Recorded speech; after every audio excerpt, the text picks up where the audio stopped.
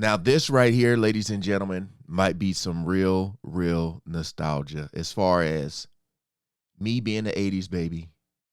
But I said I wish I would have probably grew up in the 70s.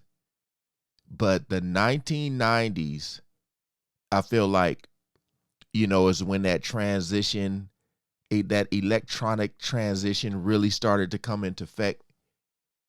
The 90s was some of my worst years, though. Worst years as far as not having nothing, just seeing a lot of violence, all that type of stuff going on in the neighborhood. When, in the 90s, I'm older now. I'm able to really understand what's going on around me. But I'm excited to see this 12 Things Gone Forever, 1990s Life in America, back on the Recollection Road channel. Leave the link in the description. We ain't gonna waste no more time. Let's jump right into it. Let's see what they got.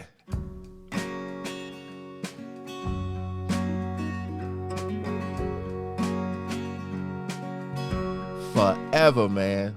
By the early 1990s, almost every household across the country owned a VCR, and with that came loads and loads of VHS tapes.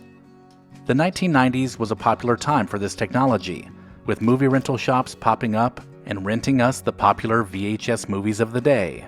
The timing couldn't have been more perfect. With so many great movies coming out, the VHS tape was in its heyday.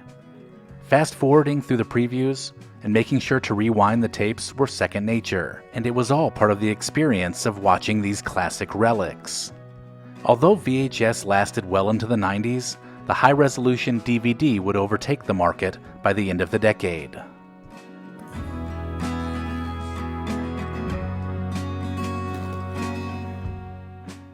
With the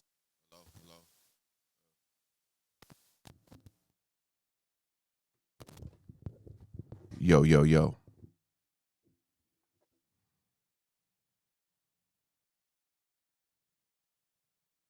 Low.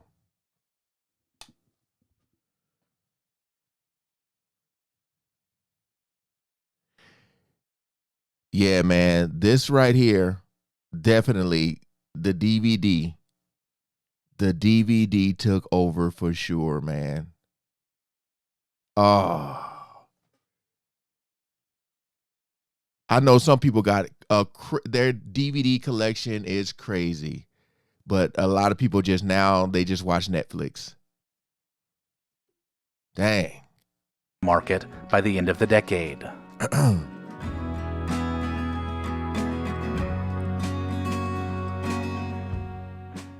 With the personal computer revolution taking place in the 1980s, the 1990s saw it expand to more homes. So having a way to store computer information in a portable format was essential. The floppy disk solved this problem, and every computer could be found with a large case of these 3.5-inch disks sitting beside it.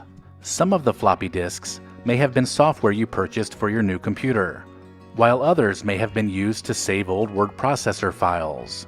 Whatever the case, these floppy disks made it easier for us to transfer little bits of data from one computer to another, but they would soon be replaced by CDs that could hold a lot more information.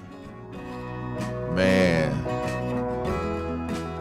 If there was a sound that takes you right back to the mid-1990s, it would be the telephone dial-up modem noise of connecting to the internet.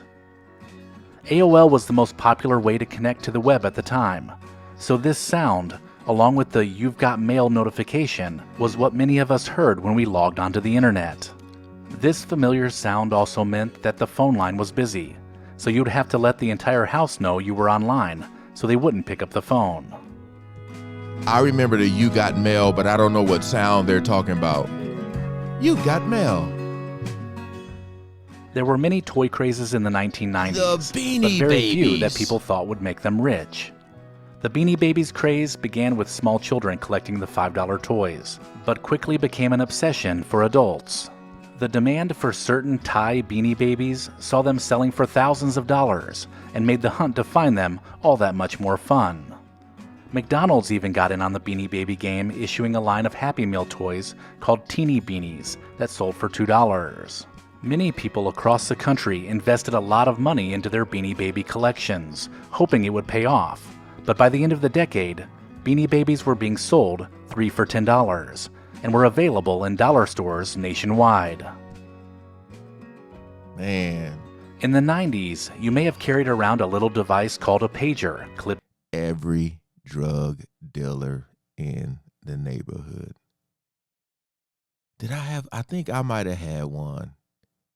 Boy, hey, you talking about that with along with a flip phone. And, dang, man, just seeing that beeper, that look, they say pager, but we used to say beeper. I don't know if there's two different kinds, but wow. To your waistband. When it vibrated or beeped, it would show you little more than a phone number on its tiny screen. This is when you would promptly find a payphone to call the number back. By 1994, pagers or beepers were everywhere, with 61 million in use around the world, and even teenagers had them, so schools felt the need to ban them because they had a reputation for making you look like a drug dealer. As Nokia and Motorola cell phones became the preferred way to communicate in the late part of the decade, pagers pretty much became obsolete. I just said it. As the end of the century approached, the fear of Y2K was on everyone's mind. Not knowing how computers around the globe would deal with the rolling over of the year 99 to 00 meant that there were concerns that systems using the 2-digit code would think it was the year 1900, wreaking havoc on computerized systems. This fear led some to stockpile food, withdraw cash, and prepare for loss of power when the clock struck midnight. Luckily, programmers were able to fix the glitches ahead of time, and there were very few issues when the year changed. I remember that. That was crazy. Y2K. Prior to maps being loaded on every cell phone, and even before everyone had a Magellan or TomTom device telling them directions, we had to use paper maps to keep us from getting lost. These maps were usually stored in the glove box and were used for longer road trips that required extra planning. The complex web of interstates, highways, and roads that crisscross this nation used to only be available in handy foldable maps or even more detailed road atlases provided by Rand McNally. Although paper maps still exist, most no longer use them to get from point A to point B, relying solely on Google or Apple Maps on their phone. Man. Zima hit store shelves in 1994, and the clear malt drink was in a category all their own. Riding the trend of other clear beverages like Crystal Pepsi, Zima and its parent company Coors invested $50 million marketing the drink during its first year. The advertisements paid off, with the product selling really well during the first couple of years of production. Unfortunately, it failed to attract the beer-drinking consumers, which were mostly men, and the drink completely fizzled out by the early 2000s. I think I remember those commercials, man. Instead of creating programming just for children, producers at ABC took a unique approach when it came to their TGIF lineup, making it programming for the whole family. The Friday lineup of shows was an event, which included some of the most popular sitcoms of the decade, like Full House, Family Matters, Sabrina the Teenage Witch, and Boy Meets World. Rest in peace, Bob. This block of lighthearted shows was meant to bring families together, much like the Disney Sunday night movies did in previous decades. With the changing television landscape, TGIF ended in 2000, but the strong memories of those good times and their continued popularity see some of the TGIF shows getting a modern reboot in today's streaming world. Dang. Boy Meets World. If you were to think of one trial that captivated the country in the 1990s, OJ. There is no doubt the OJ Simpson trial would be at the top of the list. This made-for-television type crime and eventual trial was covered for nearly 2 years, from the moment Nicole Brown Simpson and Ronald Goldman were discovered dead on the front steps of her condo. The ensuing arrest and prosecution of OJ Simpson had viewers glued to their TVs to find out if he was guilty. For most people, the evidence clearly pointed to OJ as the killer, but on October 3, 1995, he was acquitted of the crime and walked free. Yeah, I still think, I don't know, man. That was a lot of evidence. In mid-1996, a version of the song Macarena, which incorporated English lyrics, was remixed by a duo named the Bayside Boys. The song, which took hold in the clubs of Miami, spread across the country, becoming the #1 song in America. And once the dance moves were featured in the music video on MTV, it really caught fire. Yeah. The easy-to-do dance had everyone from kids, politicians, and nursing home residents performing the moves. Considered the greatest one-hit wonder song ever by VH1, Really? the Macarena and its dance is now relegated to wedding receptions and middle school dances. I didn't know that. During the ever. 1990s, heading to the airport and jumping on a plane was not the same experience it is today. Security allowed loved ones to walk you right to the gate, and they would be waiting for you right there when you returned home. You could bring your own food and drinks onto the plane with you, and you certainly didn't have to remove your shoes to get through the security checkpoint.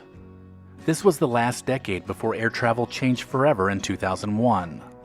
Following the terrorist attacks on 9/11, flying the friendly skies became cumbersome, with long lines and charges for everything, from checked bags to the in-flight snack.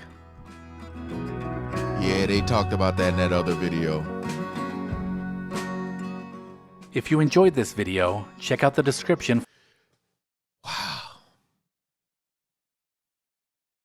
The thing out of everything I've seen that stuck out to me the most was the pager, the beeper. And as I mentioned, all the drug dealers had them. It's like, man, you go back and you look back, you be like, how cool, like somebody beeps you and then you got to go to a payphone. But I believe they had cell phones back then, right? I'm like, why don't you just call me? I'm trying to remember. Then people got all creative by writing stuff. Then you flip it upside down and it spell out something. This wasn't as nostalgic as I thought it was going to be. Because then I was like, dang, you had a lot of, you had the Beanie Babies, the Macarena. It was a lot of stuff, man. A lot. For nostalgia, I don't think nothing would be able to top the 80s for me. But like I said, I wish I grew up in the 70s. That would have been something. Again, appreciate you guys coming over and watching, man. Peace out.